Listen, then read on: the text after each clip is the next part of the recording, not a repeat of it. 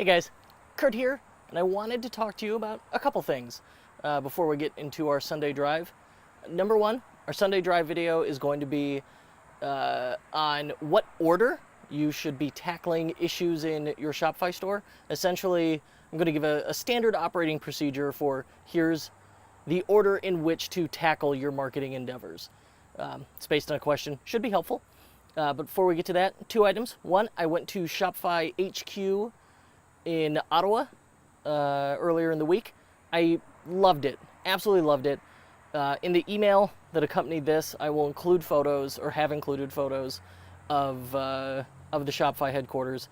But after going there, spending time in their offices, getting the behind-the-scenes look, hanging out with a dozen plus Shopify employees who have been there, some for 4 months, some for years, I absolutely am convinced that for those of us, for you, for me, who have their businesses totally dependent on Shopify, rest assured, I believe we have hitched our carts to the right horse.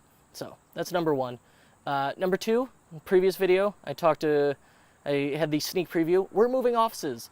We're going from downtown Park Ridge, Illinois to Old Orchard Mall in Skokie, Illinois. Just this beautiful, posh luxury mall. I really love it.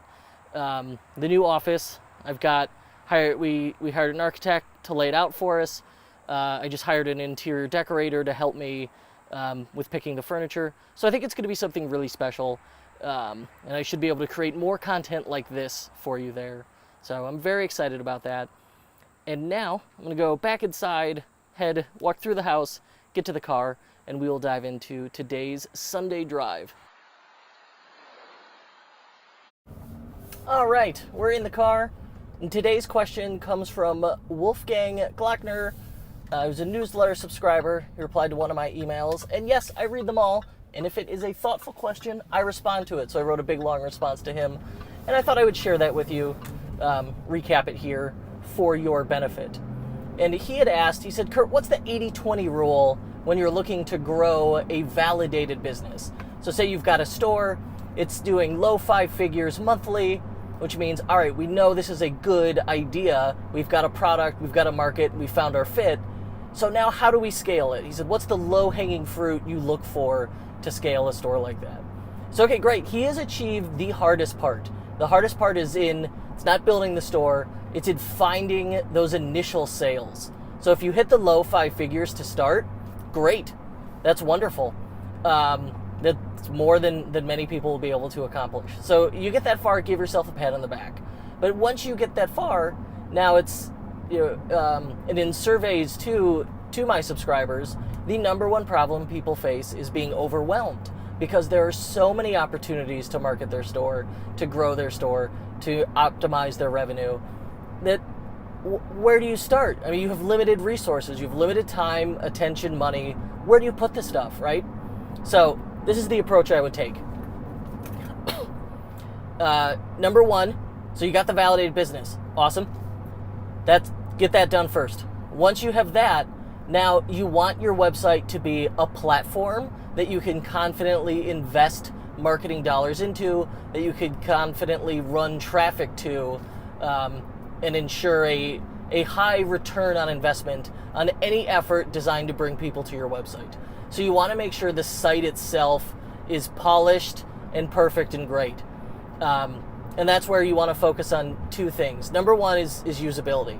Is the site easy to use? Does it can people land on the site, at a glance tell, hey, this is what this is who it's for, this is what it offers. So that's where you want to work on your positioning statement and really try and work that into two places. The headline on the homepage and a 3 to 5 word tagline under your logo. Guaranteed it's not going to get missed in those two places, and don't be afraid to have it in multiple places to reinforce the message. And then you want to make sure people can get to a product as fast as possible. So if you know what your bestseller is, that should be the call to action in your hero header image. That should be the featured product on the homepage. Once you've got them on the site and they haven't bounced and they know, yeah, this is the place for me, this offers what I want, then you just want to get them to a product and a good product, your bestseller, as fast as possible. That's what we want to do for usability. The other part about the site we want to nail down is confidence. Is it professional? Does it inspire confidence? Do I feel safe and comfortable buying from your store? Yes. So we want to do that. Number one, just having a professional goods store will help achieve some of that stuff. But it's also where you want to make yourself available with like a toll-free number. That looks very professional. I like that a lot. And sorry, I'm driving around the gas station. Gotta find a spot, an open pump, man. That helps a lot. Like the Shopify secure badge in the corner. Trying to think, it's hard to come up with some of those off the top of my head, but be the face of your business. Get out there, have your face on the about page, talk about who you are. Essentially, an easy way to increase trust is to make yourself available, to get out in front of it. That will help quite a bit. And that just making yourself available. Okay. And social proof too. Customer reviews, testimonials, that sort of thing will help dramatically. Once we're there, all right, now we've got this great platform where the site converts well and we're confident we can start sending traffic to it. So first thing I want to do is start shooting fish in a barrel, man. I want to engage in remarketing. I want to shoot those fish with Google Google remarketing ads, ideally Google dynamic remarketing ads. But before even that, I want to set up Facebook remarketing ads. Facebook remarketing ads in like a multi-funnel system where you show people the product they viewed, you show them a carousel of your best sellers, you show them the cart if they visited but didn't buy, and then like an upsell or an affiliate program after they have purchased. So like a 3 or 4 step segmented Facebook remarketing campaign. That's going to help quite a bit. And like the danger with pay-per-click ads is you spend money to send the wrong traffic to your store. If you're only doing remarketing, this is why I do this first, you're just recapturing the people who visited the site already, who raise their hands, who are familiar. It's adding a touch point. So I would get that nailed down. Once I've got that in place and generating a good return on ad spend, and I would shoot for for our clients, it's pretty typical, including the top of funnel, to see a 4x return on ad spend. So if you spend $1 on these remarketing ads, you're going to make $4 back.